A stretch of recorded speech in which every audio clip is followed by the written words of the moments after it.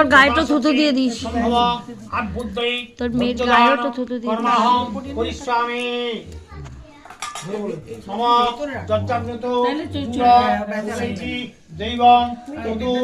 মাকে প্রণাম করিস এবার হাত দুটো জোড়া করবি এটা মেহেন্দি পরে হাতটা পরলে বেশি ভালো লাগবে দাঁড়া দাঁড়া হাত দুটো মধু